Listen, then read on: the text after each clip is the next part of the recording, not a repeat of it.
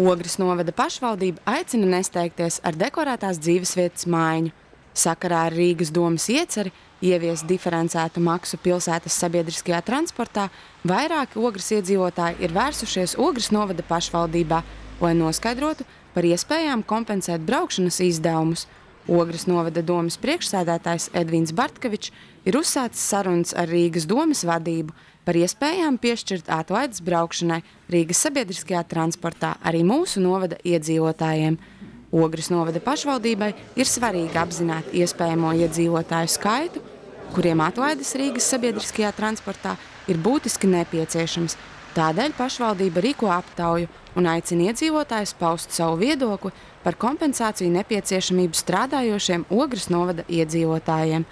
Novada pašvaldības budžeta iespējas ir ļoti ierobežotas, tādēļ braukšanas maksas atlaides no Ogres novada pašvaldības budžeta visticamāk varētu tikt piešķirts ierobežotam iedzīvotāju lokam, atbilstoši viņu ienākumiem un reālajai nepieciešamībai saņemt šādas atlaides. Jebkurā gadījumā pašvaldība aicina iedzīvotājus nesteigties ar dekorētās dzīvesvietas maiņu no Ogres novada uz Rīgu, jo šobrīd vēl nav līdz galam skaidrs, vai Rīgas domes ieceri īstenosies.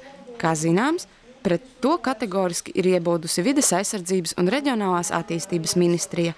Turklāt jaunā tarifa stāšanos spēkā Rīgas doma ir atlikusi no 1. janvāra uz 1. martu. Pašvaldība informēs iedzīvotājs par šīs situācijas turpmāko attīstību un iespējamiem risinājumiem atlaižu piešķiršanai no novada pašvaldības budžeta.